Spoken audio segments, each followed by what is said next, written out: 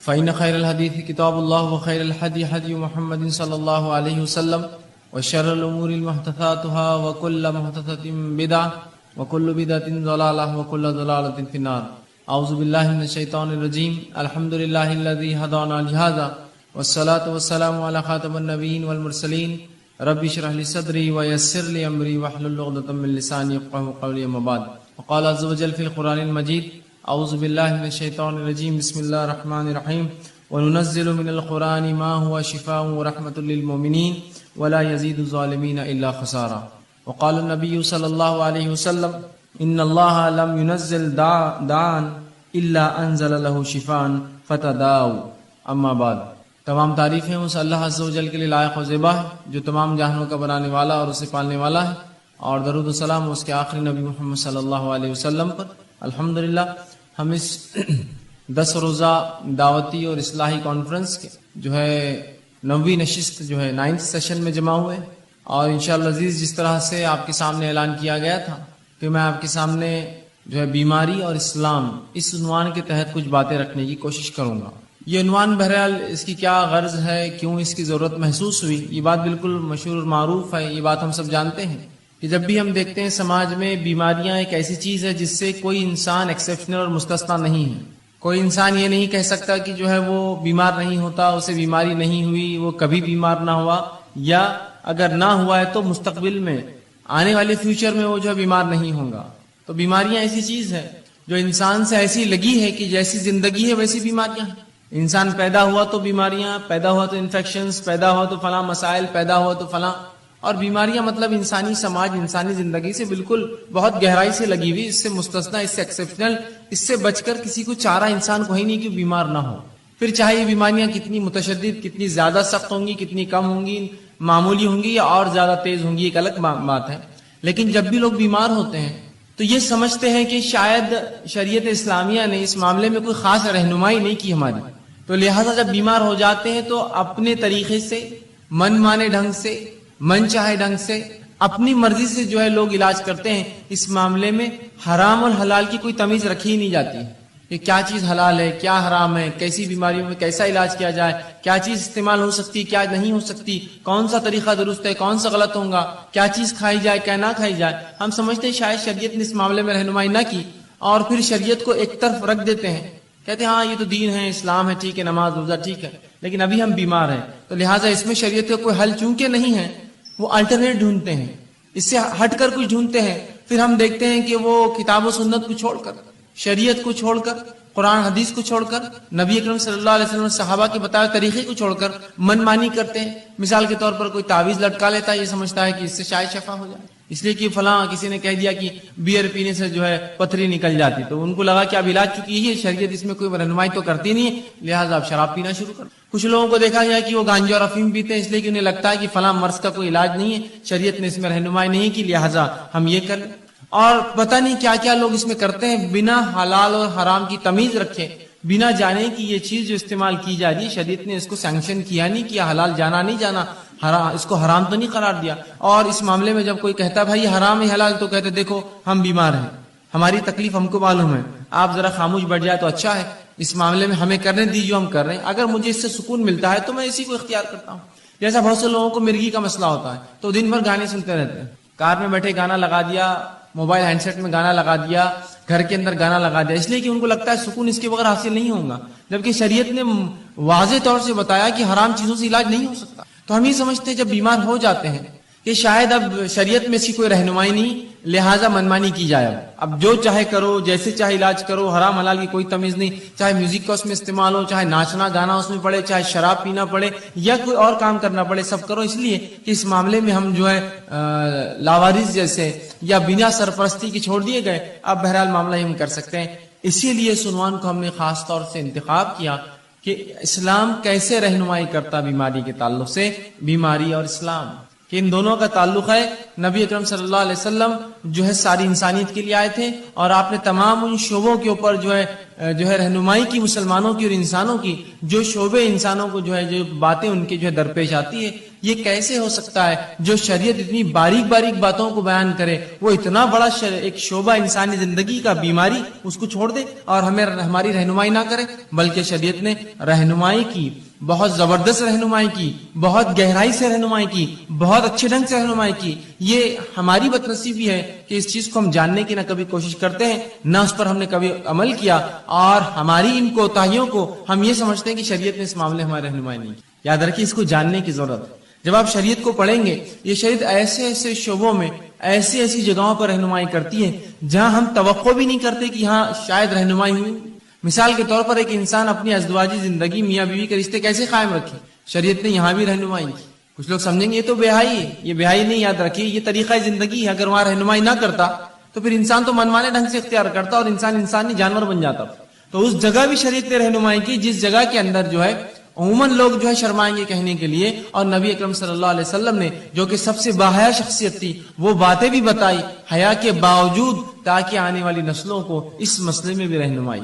تو وہ دین اور شریعت اور وہ نبی کیسے لوگوں کو اس معاملے میں رہنمائی نہ کرے کہ بیماری کا کیا معاملہ ہے، بیماری میں اسلام کیا معاملہ دیتا ہے، بیمار کے ساتھ کیا سلوک ہو، کن چیزوں سے علاج کیا جائے، کون سی چیزیں حلال ہے، کون سی چیزیں حرام ہے، کن چیزوں کی تاکید کی گئی، صحت کی حفاظت کس طرح کی جائے، صحت کی اہمیت کیا ہے، بیمار ہو جائے تو کیا کیا کیا جائے، بیماری بڑھ جائے تو کیا کیا ہے، بیمار پرسی کے لیے کیا کیا جائے، اگر مرض الموت اتنا اس کا مرض بڑھ گیا کہ موت کی قریب ہے تو موت کے قریب کیا کیا جائے، اگر مرنے لگے تو مرتے وقت کیا کیا جائے، اور اگر مر جائے تو مرنے کے بعد کیا کیا جائے. یہ تمام رہنمائی شریعت نے مکمل طور سے ہمارے بیماری سے لے کر علاج سے لے کر شفا یا غیر شفا کی حالت لے کر اور پھر موت اور پھر بالکل موت کے بعد کے تمام معاملات بتائے. میں انشاءاللہ عزیز آپ کو بیماری کے تعلق سے حلال و حرام چند باتیں، وہ چیزیں جن سے نبی اکرم صلی اللہ علیہ وسلم نے علاج کیا، اور وہ چند رہنمائی کی بیمار سے کیسے بیمار پرسی کرے، بیماری کا مومن کو کیا فائدہ ہوتا ہے، یہ تمام باتیں آج آپ کے سامنے رکھنے کی کوشش کروں گا. میں نے آپ کے سامنے سورہ بنی اسرائیل سورہ نمبر 17 اس کی آیت نمبر 82 تلاوت کی. اللہ فرماتا ہے وَنُنَزِّلُ مِنَ الْقُرْآنِ مَا هُوَ شِفَاءٌ وَرَحْمَةٌ لِّلْمُؤْمِنِينَ، کہ ہم نے جو قرآن کو نازل کیا اس کے اندر مومنوں کے لیے شفا اور رحمت ہے. وَلَا يَزِيدُ الظَّالِمِينَ إِلَّا خَسَارًا، اور ظالموں کو اس کے میں خسارے کے علاوہ، ظالموں کو اس سے نقصان کے علاوہ کچھ نہیں ملتا. مطلب یہ پتا چلا کہ اللہ رب العزت نے جو قرآن نازل کیا اس میں شفا ہے، یاد رکھیے. اور شفا جسمانی، شفا نفسیاتی یا روحانی جس کو ہم کہتے ہیں، دونوں ہی شفا قرآن میں. ایک آدمی جس پہ کوئی جن حاوی ہو یا مریض ہو کسی بیماری کا، ذہنی اعتبار سے آپ قرآن پڑھیے، آپ دیکھیں گے اس کو سکون و اطمینان ملتا ہے. تو یہ روحانی شفا بھی ہے. اسی طرح جسمانی شفا بھی ہے. بہت ساری بیماریوں میں نبی اکرم صلی اللہ علیہ وسلم نے قرآن کو پڑھنے کی تاکید کی. قرآن کے فضائل میں یہ تمام باتیں بہرحال آ سکتی ہے. آپ فضائل قرآن کے عنوان پر یہ باتیں پڑھ سکتے ہیں، تحقیق کر سکتے ہیں. بہرحال آئیے، تو اللہ نے فرمایا کہ ہم نے اس قرآن کو نازل کیا جس کے اندر مومنوں کے لیے شفا ہے اور رحمت ہے، اور ظالموں کو اس کے اندر خسارہ ہے. ظالموں کے لیے تو قرآن نقصان ہے، اس لیے کہ اللہ کی کتاب مان کر اس کو نہیں پڑھتے، ان کے لیے ہدایت نہیں ہے اس کے اندر، لہٰذا وہ خسارہ اٹھاتے ہیں. ورنہ مومنین کے لیے تو شفا ہے اور رحمت ہے اس قرآن کے اندر. اور اسی مقصد کے تحت اللہ نے اس کو نازل کیا. وَنُنَزِّلُ، ہم نے اس کو نازل کیا یہی مقصد کے تحت کہ مومنوں کو شفا اور رحمت اس سے حاصل ہو، اور ظالموں کو اس سے نقصان کے سوا اور کچھ حاصل نہیں ہوتا. یاد رکھیے. اسی طرح نبی اکرم صلی اللہ علیہ وسلم کا ایک فرمان سنن ابن ماجہ کی ایک حدیث میں نے آپ کے سامنے تلاوت کی. اللہ کے رسول صلی اللہ علیہ وسلم فرمایا کہ اللہ رب العزت نے ایسی کوئی بیماری نہیں جس کو نازل کیا.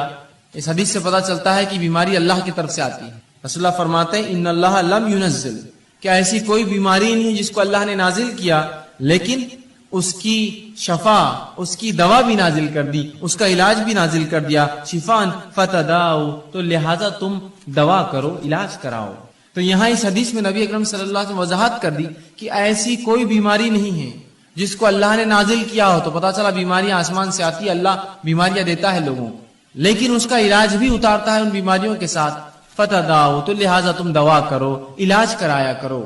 تو پتا چلا علاج کرانا چاہیے. بیماریاں اللہ کی طرف سے، بیماری اللہ بہرحال مختلف، کبھی سزا کے طور پر، کبھی آزمائش کے طور پر لوگوں کو دیتا ہے، اور اس کے بعد ہمیں حکم یہ آیا، اس کی دوا اللہ نے اتاری ہے، لہٰذا تم اس کے لیے دوا کرو، اس کے لیے علاج کرو. تو اس حدیث میں ان لوگوں کے لیے بھی تاکید ہے جو سمجھتے ہیں کہ علاج کرانا درست نہیں، بس بیماری ہے تو بس توکل کرو، اللہ پر بھروسہ کرو، بیماری کو سہتے رہو، بلکہ آپ علاج کرا سکتے ہیں۔ نبی اکرم صلی اللہ علیہ وسلم نے کہا دوا کرو، علاج کرواؤ بیماری کا۔ ٹھیک، اسی طرح ہم دیکھتے ہیں بیماری جو ہوتی ہے یہ صحت کا الٹ ہوتی ہے۔ انسانی جسم کی جو کیفیات ہوتی ہیں جس پہ انسان جیتا ہے جو سماج میں، وہ دو ہی کیفیات ہوتی ہے، ایک صحت مندی کی اور ایک بیماری والی کیفیت۔ اب یہ ہو سکتا ہے کہ صحت مند ایک انسان مکمل ہو یا بیمار ہو، اور بیمار چاہے کچھ فیصد ہو یا کچھ زیادہ ہو یا کچھ زیادہ ہو۔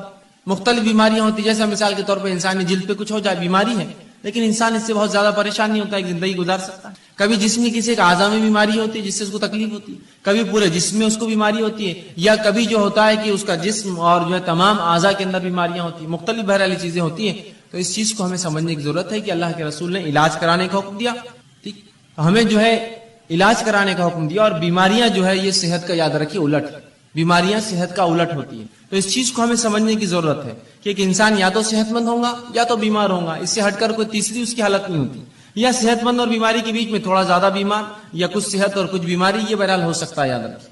تو ہمیں اس بات کو سمجھنے کی بہرحال یہ ضرورت ہے کہ انسانی سماج میں ہماری جو زندگیاں ہوتی ہیں اس کی دو ہی حالت ہے، یا تو صحت مند یا تو انسان بیمار ہوتا ہے۔ اسی طرح صحت جو ہے یہ ایک بہت عظیم نعمت ہے اللہ رب العزت کی، یاد رکھیے صحت ایک عظیم نعمت ہے، اس لیے کہ اس کے تعلق سے بار بار نبی اکرم صلی اللہ علیہ وسلم نے بیان کیا ہے۔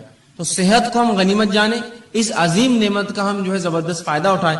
آئیے صحت کتنی عظیم نعمت اور دولت ہے، نبی اکرم صلی اللہ علیہ وسلم فرماتے ہیں، صحیح مسلم کی روایت آپ نے فرمایا، قوی مومن بہتر ہے اس اور اللہ کے نزدیک زیادہ محبوب ہے بنسبت اس کے جو کمزور مومن ہے۔ قوی مومن جو جسمانی اعتبار سے طاقتور مومن ہے، اللہ کے نزدیک زیادہ محبوب ہے بنسبت اس کے جو کمزور مومن ہے۔ حالانکہ خیر دونوں میں ہے، خیر دونوں مومن میں، اس لیے دونوں ایمان والے، لیکن جو طاقتور ایمان والا ہے وہ اللہ کے نزدیک بہتر ہے۔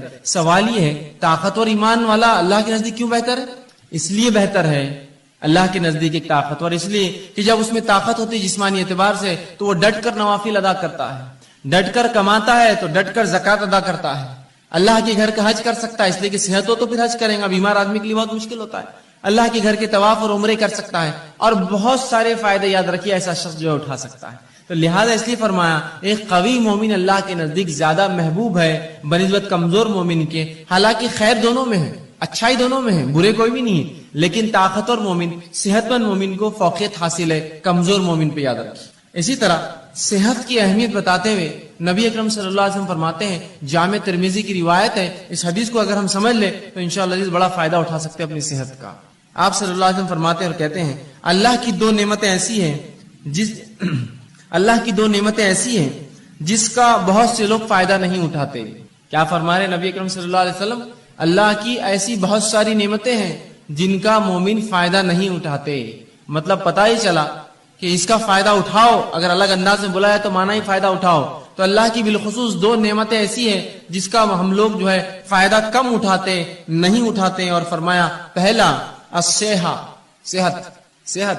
دو چیزیں نعمتیں اللہ کی ایسی ہے جس کا لوگ فائدہ نہیں اٹھاتے، اور خطاب ہم مسلمانوں سے، پہلا صحت کا فائدہ اٹھانا چاہیے، اس لیے کہ دوسری ایک روایت میں جامع ترمذی کی آپ نے فرمایا صحت کا فائدہ اٹھا لو اس سے پہلے کہ بیماری آ جائے، تو صحت کا فائدہ نہیں اٹھاتے آپ فرما رہے۔ دوسرا جو نعمت اللہ کی جس کو ہم ضائع کرتے ہیں وہ کیا ہے؟ آپ فرماتے ہیں دوسرا والفراغ اور خالی وقت۔ یہ دو نعمت اللہ کی عظیم نعمت ہے، ایک صحت اور خالی وقت، اور رسول اللہ فرماتے ہیں ان دو کا مومن فائدہ نہیں اٹھاتے۔ اور واقعی میں بات کتنی سچ ہے کہ جب اللہ ہمیں صحت دیتا ہے تو ہم کوئی کام نہیں کرتے ہیں، جب بیماری آتی تو ذکر و اذکار، صدقات، نوافل سب کا ہمیں جوش جاگ جاتا ہے۔ جب صحت تھی کیوں نہیں فائدہ اٹھایا؟ جب ذکر و اذکار کرتے، جب نمازیں پڑھتے، قیام کرتے، اہتمام کرتے، اس لیے کہ جب اللہ نے طاقت دی تھی۔ یا پھر جوانی تو چھوڑ دیتے ہیں، جوانی جب گزر جاتی ہے اور بڑھاپے میں پھر تمام اعمال کرنے کی کوشش کرتے جو جوانی کی عبادتیں تھیں۔ یقیناً شریعت یہ نہیں کہہ رہی کہ بڑھاپے کی عبادتیں قبول نہیں ہوتی، لیکن جوانی کی عبادتیں زیادہ مطلوب ہے بڑھاپے کے مقابلے میں، اس لیے کہ یہاں انسان ینگ ہوتا ہے، اس میں جوش ہوتا ہے، اور بہت سارے ایسے کام کر سکتا ہے جو عمر نہیں کر سکتا ہے بڑھاپے کی عمر میں۔ تو کہا دو ایسی نعمتیں ہیں جس کا انسان فائدہ نہیں اٹھاتے، لوگ فائدہ نہیں اٹھاتے، مسلمان نہیں اٹھا رہے ہیں، ایک صحت اور دوسرا الفراغ اور خالی وقت۔ کتنی صحیح بات کہی۔ آج کتنا خالی وقت ہمارے نوجوانوں کے پاس ہے، لیکن کیا اس کا استعمال ہو رہا ہے؟ نہیں ہوتا ہے۔ کہاں ہوتا ہے؟ لوگ کہتے ہیں میں مصروف ہوں، لیکن مصروفیت کیا ہے؟ 2 گھنٹے 4 گھنٹے کہیں جا کے اور اس کے بعد خالی وقت بیٹھے ہیں، کبھی کھا رہے ہیں، کبھی کھیل رہے ہیں، کبھی بیٹھ رہے ہیں، کبھی چائے کی دکان پہ، کبھی ہوکو پارلر کے اندر ہے، تو کبھی جم میں پڑے ہوئے، تو کبھی سوئمنگ پول پہ خالی وقت گنوا رہے ہیں، تو کبھی گھومنے پھرنے جا رہے ہیں۔ گویا اگر ایک انسان پورا 1 مہینہ اپنا شیڈیول نکالے، اپنا ٹائم ٹیبل بنائے، تو دیکھیں اس کے اندر سے میں سمجھتا ہوں بمشکل ہر روز 2 سے 3 گھنٹے ایسے جو واقعی میں جینوین یقینی طور سے وہ جو کچھ کام کرتا ہے، باقی سب رکامہ ہوتا ہے، خالی ہوتا ہے، اور فالتو کاموں کو وہ کام سمجھتا ہے۔ تو کتنی صحیح بات آپ صلی اللہ علیہ وسلم فرمائی، 2 نعمتیں ہم ضائع کرتے ہیں، ایک صحت، دوسرا خالی وقت۔ تو صحت کا استعمال کر لیجئے، اس سے پہلے بیماری آئے، خالی وقت کا استعمال کر لیجئے اس سے پہلے کہ اللہ ایسی مصروفیت دے پھر آدمی خالی ترستا رہے، کاش کہ یہ ٹائم ہوتا تو یہ کرتا، کاش یہ وقت ہوتا تو یہ کام کرتا۔ 2 نعمتوں کا رسول اللہ فرماتے ہیں، تو پتہ چلا صحت بڑی عظیم نعمت ہے، تبھی کہا جا رہا ہے کہ ان 2 نعمتوں کا لوگ فائدہ نہیں اٹھاتے ہیں۔ اسی طرح جامع ترمذی کی روایت ہے، آپ صلی اللہ علیہ وسلم فرماتے ہیں، بہرحال جو پہلی حدیث میں نے اس سے پہلے بیان کی وہ صحیح بخاری کی روایت تھی، جامع ترمذی کی روایت ہے، آپ صلی اللہ علیہ وسلم فرماتے اور کہتے ہیں، اللہ کی نعمتوں میں سے جن کا سوال روز محشر سب سے پہلے ہونے والا ہے، اللہ کی نعمتوں میں سے جس کا سوال قیامت کے روز، آپ صلی اللہ علیہ وسلم فرماتے ہیں کہ قیامت کے روز جو اللہ رب العزت کی نعمتیں ہیں جن کے تعلق سے سوال کیا جائے گا، اور سب سے پہلے جس کا سوال کیا جائے گا، آپ فرماتے اور کہتے ہیں کہ سب سے پہلے اس سے پوچھا جائے گا کہ کیا میں نے صحت مند جسم نہ دیا تھا؟ جو اللہ رب العزت بندوں سے سوال کریں گا اس میں سب سے پہلا سوال کیا ہونے والا، رسول اللہ فرماتے ہیں وہ یہ ہوگا، کیا میں نے صحت مند جسم نہیں دیا تھا؟ بتا اب کیا کیا اس کا؟ کیا جواب دیں گے؟ اے اللہ صحت دی تھی تو میں نے تو منشیات میں، نشوں میں، تمباکو خوری کے اندر، سگریٹ نوشی کے اندر جسم کو برباد کیا، کھیل کود کے اندر وہ کام نہیں کر پایا، یہ جواب دیں گے؟ سوال ہونے والا ہے، صحت دیا تھا، جسم دیا تھا، اچھا کیا استعمال کیا، کتنی نمازیں پڑھی، کتنے نوافل کا اہتمام کیا، مال و دولت دیا تھا، اس کا صحت دی تھی، کتنے حج اور عمرے کیے تو نے، کیسی اپنی صحت کو لگایا، میری راہ میں کوئی کوشش کی، مومنوں کی کبھی مدد کی، مصیبت زداؤں کے لیے آگے بڑھا، جو جسمانی قوت تھی اس کا استعمال کیا، اس کے ساتھ مالی اثر۔ سوال ہونے والا جسم دیا تھا، کیا جواب دیں گے ہم؟ بلکہ ایک روایت میں آتا ہے کہ اللہ پوچھیں گا میں نے جسم دیا تھا، کس چیز میں اس کو برباد کیا تو نے، اس جسم کو کہاں لگایا، وہ جسم تو نے کہاں اس کو بوسیدہ کر کے آیا؟ کیا جواب دیں گے ہم؟ آج ہم دیکھتے ہیں کہ لوگ یا ہمارے نوجوان طبقہ جو ہے بوڑھے ہوتے جا رہے ہیں، کام کر کے تھک گئے، اور نوجوان سستی اور کاہلی کے اندر اتنے ہی زیادہ آگے بڑھے ہوئے کہ انسان گھر کا بوڑھا کام کر کے تھکا ہوا ہے، اور نوجوان جو ہے بالکل آرام کر رہے ہیں، ان کو کوئی فکر نہیں، نہ گھر کی، نہ کمانے کی، نہ آگے چیزوں کی۔ اللہ رب العزت کو یاد رکھیے، اگر اللہ نے کتنا بھی دیا، یہ جسم جو اچھا دیا ہے صحت مند، قیامت کے روز سوال ہونے والا ہے کیا؟ پہلا سوال یہ ہونے والا ہے، اچھا جسم دیا تھا، یہ سوال ہوگا۔ اب اس کا مطلب یہ ہوا یہ سوال ہے تو جواب دینا پڑے گا، کیا کیا اس کا، کہاں لگایا وہ جسم، کیسے استعمال کیا، کیسے اس کو کمزور اور بوڑھا کیا؟ تو ہمیں یہ اللہ کے سامنے جواب دینا ہوگا، اللہ میں نے جو تیری عبادتوں میں، ریاضت میں اور دیگر علوم دین میں، تیرے کام میں، حلال روزی کمانے میں، اپنے بیوی بچوں کی پرورش میں اس کو لگایا، جواب دینا ہوگا۔ اور ورنہ اگر کھیل کود میں، فالتو کاموں میں، سگریٹ بیڑی تمباکو میں، چوراہوں پر بیٹھ کے کھانے اور پینے میں، دیکھیے لوگ چوراہے پہ بیٹھے اور کھا رہے پی رہے، 2-2 4-4 گھنٹے روز برباد کرتے ہیں۔ یہی وہ لوگ ہیں جن سے تلاوت قرآن کا سوال ہو تو کہتے وقت نہیں ہے، یہی وہ لوگ ہیں جن سے دینی علم کا معاملہ کرے تو کہتے وقت نہیں ہے، لیکن شام میں ہر روز کام سے آنے کے بعد یا تجارت ختم ہونے کے بعد 11-12 بجے تک، 1 بجے تک دوستوں میں بیٹھ کر جو وقت برباد کرتے ہیں، کیا روز قیامت اللہ پوچھیں گا نہیں جسم دیا تھا کیا؟ اے اللہ میں تو نکڑوں پہ بیٹھتا تھا، میلے ٹھیلوں پر جاتا تھا اور چوراہوں پر بیٹھتا تھا اور دوستوں سے بات چیت کرتا تھا، یہ جواب دیں گے اپنے رب کو؟ کھیل کود میں نے ضائع کیا، کھیل کود کی عمر ہوتی ہے، کھیلنا چاہیے۔ کچھ لوگ تو ایسے ہو جاتے ہیں کہ عمر پوری گزر گئی، ان کو بچے ہو جاتے پھر بھی کھیلتے رہتے ہیں، اس کا شوق ہے اس کا شوق ہے، اور جب دینی کام کی بات کی جائے تو بھائی چھٹی نہیں ہوتی، کیسے کرے؟ کیوں؟ جس دن چھٹی ہوتی ہے اس دن کیا کرو؟ اس دن تو کھیلنا ضروری اور فرض ہے نا مجھ پر، تو وہ دن تو چھوڑ دیجیے آپ۔ سوال یہ اللہ رب العزت کو ہم کو جواب دینا ہے، اچھا جسم دیا تھا، کہاں لگا کر آیا، اس جسم کا، اس صحت کا کیا استعمال کیا؟ ٹھیک ہے، تو صحت جو ہے ایک عظیم نعمت ہے۔ اب جب یہ نعمت ہے تو ہر نعمت کی حفاظت کرنا پڑتی ہے، یاد رکھیں۔ اسی طرح صحت کی بھی حفاظت کرنا پڑے گی، اور مومن کے لیے صحت کی حفاظت کرنا فرض ہے، میرے اور آپ کے لیے اپنی صحت کی حفاظت کرنا فرض ہے۔ گویا ہر وہ چیز جو صحت کے خلاف جاتی ہے اس کو ہم استعمال نہیں کر سکتے ہیں۔ اور یہ بات کتنی درست ہے کہ ایک انسان، اگر آپ میرے گھر آئے اور میرے گھر آ کر تشریف رکھے اور میں آپ کو جو ہے رکابی کے اندر بسکٹس لا کر دوں اور کہوں کہ یہ بسکٹ کھانے سے ہو سکتا ہے آپ مر جائے، یا یہ چائے میری پی لیجیے، ہو سکتا ہے یہ چائے پی کر آپ کو کینسر ہو جائے، ہوش اور آپ کو لا کر کھانا کھلاؤں، اچھا اچھا کھانا، بریانی، نان خلی، اور کہوں یہ کھانا کھانے کے بعد ہو سکتا ہے آپ جو ہے کچھ دن کے بعد جو ہے گلے کے کینسر سے یا جو ہے منہ کے کینسر سے یا دانتوں کے کینسر سے یا جسم کے سڑنے سے آپ مر سکتے ہیں، یہ نوش فرمائی، تو کیا وہ چیز آپ کھائیں گے؟ اس لیے کہ آپ کہیں گے صحت کی حفاظت فرض ہے، لیکن یہ جاننے کے باوجود کہ صحت کی حفاظت فرض ہے، ایسے کتنے لوگ ہیں کہ وہ پڑیاں اور تمباکو اور سگریٹ پیتے ہیں جس پہ کھلا لکھا ہوا ہوتا ہے cigarette smoking is injurious to health, it may cause cancer, اور پوری تفصیلات آج کل کمپلسری وارننگ جو آتی ہیں، بلکہ ایسی وارننگ جو اگر کوئی تمباکو کمپنی نہ لکھے تو اس پر فائن ہوتا ہے، معلوم ہے اس پر فائن ہوتا ہے، اس لیے کہ یہ ثابت ہے۔ ایک دنیا کی مشہور اور معروف کمپنی مالبورو نے ایک مرتبہ یہ کیا کہ وہ اپنی سگریٹ کی ڈبی پر لکھتا نہیں تھا اشتہار، اور اس نے کئی زمانے تک فروخت کی۔ ایک خاتون کو اس سے کینسر ہوا، وہ پیتی تھی اس لیے کہ اس پہ لکھا نہیں تھا، اس کو لگا یہ سیف ہے کینسر سے، اس نے اس کو پیا، اس کو کچھ سالوں کے اندر کینسر ہوا، اس نے اس پہ جو ہے اس کمپنی پہ جو ایک کیس جو ہے ڈال دیا، کہا کہ یہ کمپنی لکھا کیوں نہیں جب اس میں اتنی خطرناک چیزیں تھیں جس سے میں بیمار ہو سکتی ہوں۔ کمپنی کو بہرحال اس سے کمپلائن کرنا پڑا، وہ کیس جیتی اور اس کو $32 بلین اس نے جو ہے اس کمپنی کو پے کرنا پڑے، اسے ایک اکیلی خاتون کو $32 بلین کا کیس ٹھوکا تھا اور اس کو ملا پورا پیسہ، اس لیے کہ انہوں نے کیوں نہیں چھاپا اپنے اس پر، جبکہ معلوم تھا اس کو 3 سال میں کینسر ہو سگریٹ پینے، اس کو لگا اس سے کینسر نہیں ہوتا، اچھی برانڈ کی کمپنی ہے سگریٹ۔ یہاں لکھی ہوئی چیزیں ہیں کہ صحت کے خلاف ہے، کینسر ہو سکتا ہے، مر سکتے ہو، ٹیوبروکلوسس ٹی بی ہو سکتا ہے، تمہیں کچھ بھی ہو سکتا ہے، لیکن اس کے باوجود بھی دیکھیے دھڑلے سے ہم پیے جا رہے ہیں۔ صحت ایک نعمت ہے، اس کی حفاظت مجھ پر آپ پر فرض ہے۔ وہ بسکٹ میرے گھر کے آپ نہیں کھائیں گے جس کو میں کھلاتے وقت کون سے کینسر ہو سکتا ہے، اس سے بیمار ہو سکتا ہے، اس سے ٹی بی ہو سکتا ہے، پھر کیسے ہم وہ چیزوں کو استعمال کرتے ہیں اپنی نفس پہ حاوی ہونے دے جو اتنی نقصان دہ۔ اور صحت کی حفاظت فرض ہے تو یاد رکھیے اپنی صحت کی حفاظت اور دوسروں کی حفاظت ہم کو کرنا ہے، یہ نہیں کہ ہم اپنی صحت کی حفاظت کریں دوسروں کو نقصان پہنچائیں۔ یہ بات ان کے لیے بھی ہے جو لوگ اللہ کی جو نعمت صحت ہے اللہ دیتا ہے تو اس کو خراب کاموں میں استعمال کرتے ہیں اور بوسیدہ کرتے ہیں اس میں، اور یہ نہیں دیکھتے کہ اس سے صحت کا کیا نقصان ہے۔ یاد رکھیے صحت کی حفاظت فرض ہے، اس لیے کہ اللہ کی دی گئی نعمت ہے، اور اگر صحت نہ ہوئی تو کوئی عبادت آپ اور میں نہیں کر سکتے۔ سوچیے مت کہ ہم کبھی عبادت کر پائیں گے زندگی بغیر صحت کی عبادت کیسے کریں گے بتائیے؟ روزہ رکھنا ہے، صحت نہیں، زکات وہ دیں گا جو کمائیں گا، بیمار کما نہیں سکتا ہے، نماز پڑھنا ہے، صحت نہیں، فرض مشکل سے ہوتی ہے تو نوافل اور دیگر نمازیں کیا پڑھوں؟ صحت ہر چیز کے لیے ضروری ہے، یاد رکھیے۔ ایک مومن کے لیے تو اور زیادہ اس کی اہمیت بڑھ جاتی ہے، جو دنیا میں آیا ہی اللہ کی عبادت کے لیے، اس کے لیے تو صحت بڑی افضل ہے۔ تو صحت کی حفاظت میرے اور آپ کے لیے فرض ہے، اس کو خامخواہ برباد اور ضائع ہم لوگ نہ کریں۔ اسی طرح صحت کی حفاظت کے لیے شریعت نے اتنے احکامات جاری کیے، مثال کے طور پر صحت کی حفاظت کرو، طہارت کیا کرو۔ طہارت کرنا مطلب وضو کرنا، غسل کرنا، پیشاب پاخانے کے لیے پانی کا استعمال کرنا، یہ صحت کے لیے تو ہے تاکہ انسانی زندگی محفوظ ہے، گندگی سے پاک، گندگیوں سے بیماریاں آتی ہیں، صحت کے لیے دیکھیں کتنا خیال ہے، کہا طہارت کا حکم دیا۔ اسی طرح جو ہے کھانے پینے میں حرام اور حلال کی تمیز بتائی کہ دیکھو یہ حلال ہی حرام ہے، حرام چیزیں تمام صحت کے لیے نقصان دہ، حلال چیزیں تمام فائدے مند ہیں، تو کہا یہ حلال ہی حرام ہے، تو دیکھیے یہاں بھی شریعت نے تاکید کی صحت کی حفاظت کے لیے۔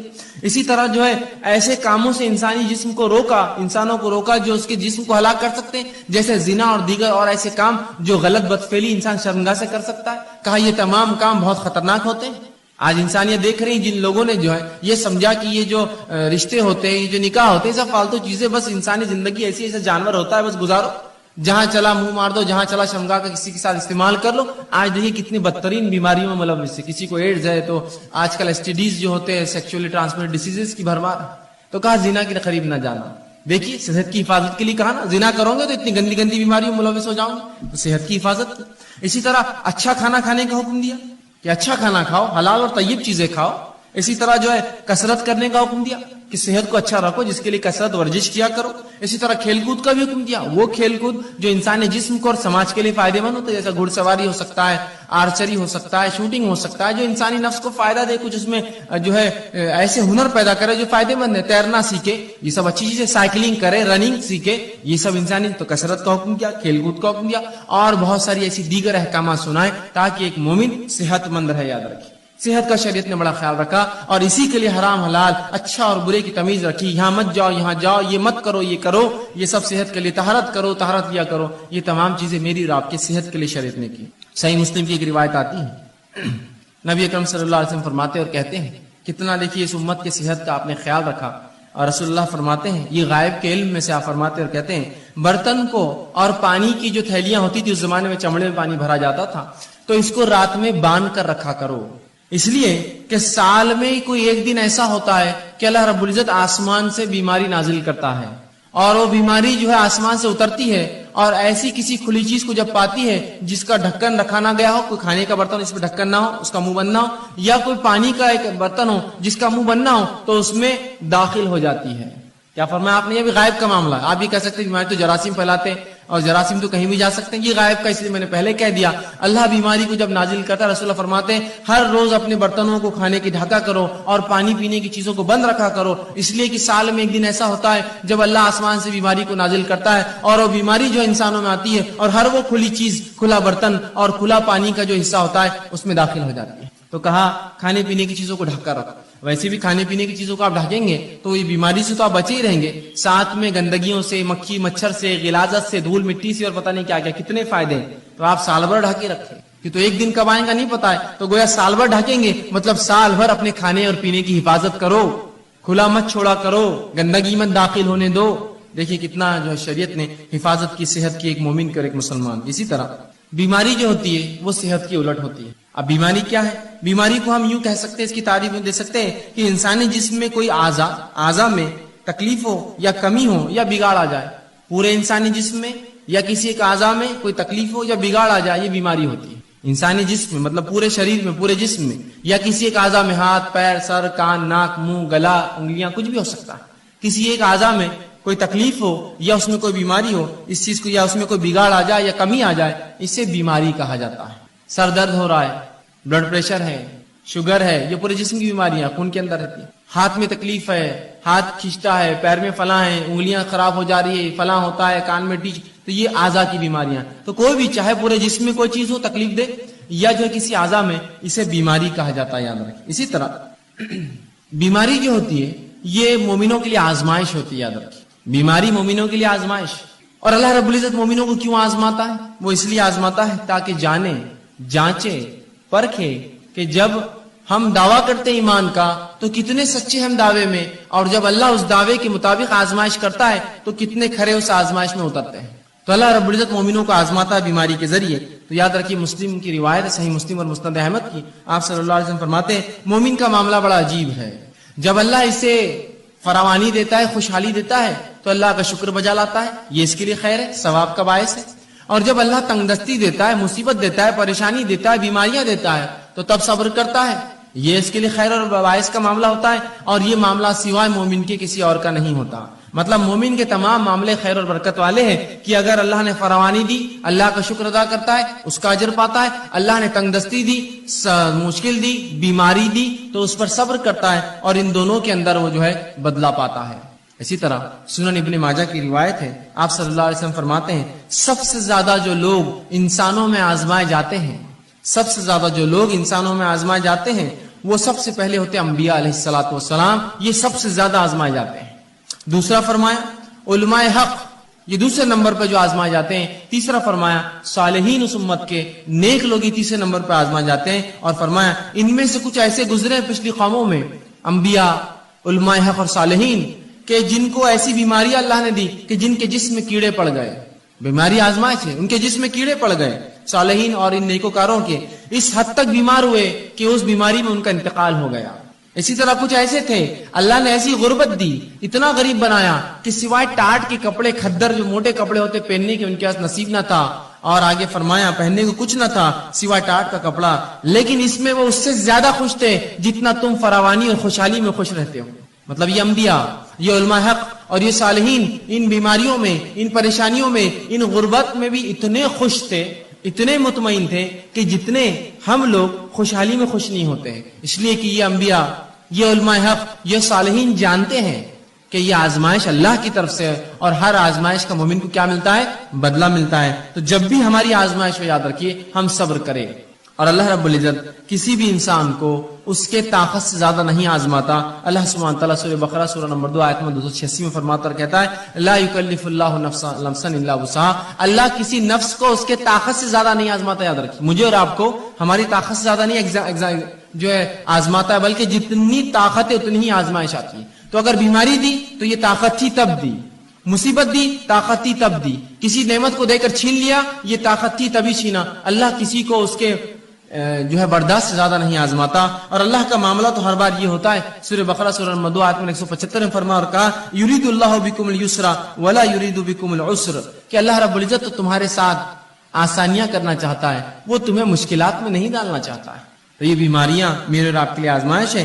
اب جب بھی کوئی بیمار ہو تو ہم صبر کریں، اس لیے کہ صبر کرنے والوں کے تعلق سے سورہ بقرہ سورہ نمبر 2 آیت 156 میں کہا فبشر الصابرین، کہ صبر کرنے والوں کو بشارت دو، یہاں خوشخبریاں دینے کا حکم دیا کہ جو لوگ صبر کرتے ہیں فبشر الصابرین الذین اذا اصابتهم مصیبۃ قالوا انا للہ وانا الیہ راجعون، کہ جو لوگ مصیبت جن پر آتی ہے اور مصیبت میں صبر کرتے ہیں ان کو خوشخبریاں دے دو، اور جب ان پر مصیبت آتی ہے تو یہ مومن کہتے ہیں قالوا انا للہ وانا الیہ راجعون، ہم اللہ کی طرف سے آئے تھے، اس کی طرف لوٹ کر جانا ہے۔ تو ہمیں صبر کرنا چاہیے، اللہ کسی کو بھی اس کی طاقت سے زیادہ نہیں آزماتا، جب آزمائش ہوتی تو ہمیں صبر کرنا چاہیے۔ آئیے صحیح بخاری اور صحیح مسلم کی روایت ہے، آپ صلی اللہ علیہ وسلم فرماتے اور کہتے ہیں جب ایک مسلمان کو کوئی ایذا پہنچتی ہے، تکلیف پہنچتی ہے، بیماری کی شکل میں، کسی کی موت کی شکل میں، کسی اعضاء کے ضائع ہونے کی شکل میں، کسی اور اس میں مصیبت، پیسے میں، مال میں کمی، اولاد میں کمی، پھلوں میں کمی، روزی میں کمی، جب کسی ایک مومن کے تعلق سے آپ فرماتے ہیں مسلم کو ایذا یا بیمار ہوتا ہے تو اللہ تعالیٰ اس کے گناہوں کو ایسا دھو دیتا ہے جیسے ایک جھاڑ جس پر سوکھی پتیاں ہوں وہ سوکھنے سے گر جاتی ہیں۔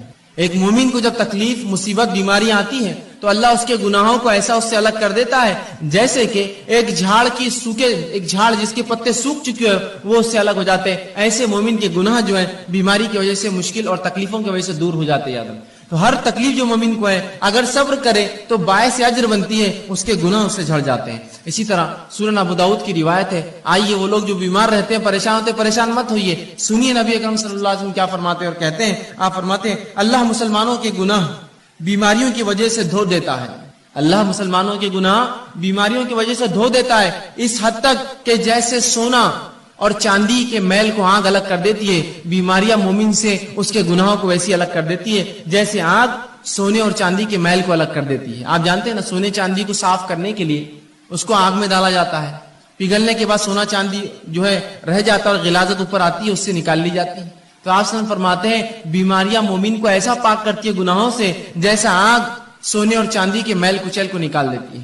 تو جو مومن بیمار ہوتا ہے وہ اس کی طاقت کے مطابق اللہ بیماری دیتا ہے، اسے کام ہے وہ صبر کرے، صبر کرنے کا بدلہ زبردست پاتا ہے۔ اسی طرح جب انسان بیمار ہو جائے تو علاج کرانا مستحب اور سنت ہے، یاد رکھیے۔ ہر شخص کوشش کرے علاج موجود ہو تو ضرور علاج کروائے، اس لیے کہ نبی اکرم صلی اللہ علیہ وسلم کی روایت ہے، سنن ابن ماجہ کی حدیث ہے کہ اللہ رب العزت نے ایسی کوئی بیماری نازل نہ کی سوائے اس کے کہ اس کا علاج نازل کیا، تو لہٰذا تم لوگ جو ہے علاج کراؤ، جو خطبے میں نے حدیث آپ کے سامنے ہے۔ تو اس حدیث سے پتا چلا ہمیں علاج کروانا چاہیے۔ اب جب پتا چلا علاج کروانا چاہیے، اللہ نے ہر بیماری کا علاج نازل کیا ہے، اب اس معاملے میں کیا احتیاط کرے، کیسے علاج کرے؟ تو آئیے، حرام چیزوں سے علاج کرانا یاد رکھیے جائز نہیں ہے۔ وہ چیزیں جن کو شریعت نے حرام قرار دیا ہے وہ چیزوں سے علاج جائز نہیں ہے۔ اس کے تعلق سے نبی اکرم صلی اللہ علیہ وسلم فرماتے ہیں، طبرانی کی روایت حدیث آپ فرماتے ہیں ان اللہ لم یجعل شفاءکم فیما حرم علیکم، جو چیزیں اللہ نے تم پر حرام کی ہے اللہ نے اس میں شفا نہیں رکھی ہے۔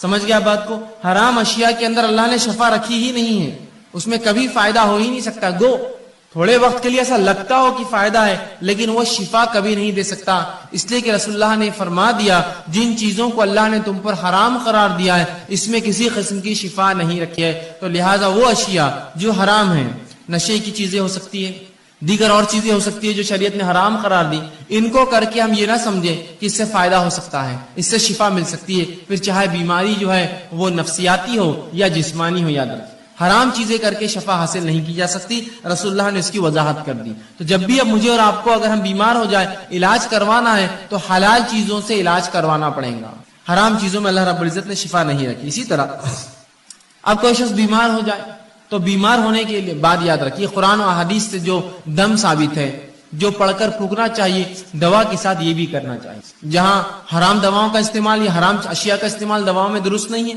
اس میں کوئی شفا نہیں ہے۔ اسی طرح یہ بات یاد رکھیے کہ انسان کبھی کبھار بیمار ہوتا ہے، بیماری ایسی ہوتی ہے کہ اس کو جو ہے جہاں دعا کی ضرورت ہے وہاں دوا اور دعا دونوں کی ضرورت ہوتی ہے۔ یاد رکھیں آج بہت سارے لوگ اس کی گواہی دیں گے، ایسے بہت ساری تھراپیز نکلی ہے جن تھراپیز میں یہ ہوتا ہے کہ صرف مریض کی آنکھ پر ہاتھ پھیرا جاتا ہے، صرف ہاتھ پھیرا جاتا ہے اور اس سے اس کو فائدہ ہوتا ہے۔ صرف ہاتھ پھیرتے ہیں، آپ جائیے ان کے پاس خالی ہاتھ پھیرتے ہیں، جبکہ نبی اکرم صلی اللہ علیہ وسلم نے اپنی زندگی میں تمام کام کر کے بتا دی. آپ لوگوں کے پاس جاتے، ان پر دعا پڑھ کر دم کرتے اور سہلاتے ان کو، وہ اعضاء کے اوپر ہاتھ رکھتے جہاں بیمار ہے. تو آج بہت سی تھراپیز ایسی بہرحال ڈیولپ ہو رہی ہے، دھیرے دھیرے الٹرنیٹ میڈیسنز آئیں گے مارکیٹ میں، جس میں یہ ہے کہ صرف سہلایا جائے تو اس سے فائدہ ہو رہا ہے لوگوں کو. ٹھیک ہے، تو لوگ یہ سوچتے ہیں کہ خالی دم کرنے سے، پھونکنے سے کیا فائدہ ہوگا. بہت سارے فائدے ہوتے ہیں. اللہ کے کلام کا اثر ہوتا ہے. نبی اکرم صلی اللہ علیہ وسلم کو جو باتیں اللہ نے بتائی ان کلام میں اثر ہوتا ہے. تو اب اگر کوئی بیمار ہو جائے تو حرام چیزوں سے علاج نہ کرے. دوسرا، انسان اپنے نفس سے دم بھی کرے. سب سے پہلے اللہ سے پناہ طلب کرے اور پھر دنیاوی دوا کی طرف جائے. ہم سے جو کوتاہی ہوتی وہ یہ ہے، ہم جو ہی بیمار ہوتے سب سے پہلے ہم کہتے ہیں کہ ڈاکٹر، بس ڈاکٹر کا نام لے کے بھاگ گئے اور سمجھتے کہ اب ڈاکٹر صاحب نے جو دیا اس سے شفا تو ہونا ہی ہے. سب سے پہلے یہ کہے اللہ تو نے مجھے بیماری دی، مجھے صبر دے، اس بیماری کا اجر دے، اور اپنے نفس کو دم کرے، جو دعائیں بتا گئی وہ کرے اور ساتھ میں دوا بھی کریے آپ. تو ہم دوا کا طریقہ کیا اپناتے ہیں؟ پہلے فوراً بھاگتے ڈاکٹر کے پاس، یہ سمجھتے ہیں مکمل 100% شفا اللہ نے اس کے ہاتھ میں رکھی ہے اور لہٰذا آپ جب یہ دوا دیں گا تو میں جو ہے مشفی شفا یاب ہو جاؤں گا، مجھے اس سے صحت مل جائیں گی. یاد رکھیے غلط. ہمیں سب سے پہلے اللہ پر توکل بھروسہ کر کے، اللہ سے دعا کر کے، وہ تمام باتیں جو نبی اکرم صلی اللہ علیہ وسلم نے قرآن میں بتائی اس کا استعمال کر کے ساتھ میں علاج کروانا ہے. یاد رکھیے خالی علاج پر آپ بھروسہ کریں گے تو اللہ رب العزت کبھی شفا نہیں دیں گا. اور جو آج ہماری کوتاہی ہوتی ہے، علاج جب ہم بیمار ہوتے ہیں سب سے پہلے سوچتے ہیں دواخانے گئے تو اچھے ہو جائیں گے، بلکہ کچھ لوگ تو نفسیاتی مریض ہوتے ہیں، خالی دواخانے کا چکر بھی مار کے آئے تو بالکل ریلیکس ہو جاتے ہو، بہت اچھا لگ رہا بولتے ہیں. اور کبھی کبھار تو خالی گولیاں آپ دے دیجیے ان کو بھی میٹھی اور کھٹی کھانے کے لیے، بولتے ہیں بہت فائدہ ہو گیا، اتنا فائدہ ہوا کہ اسی کو انتہا نہیں. صرف جو نفسیاتی تھی.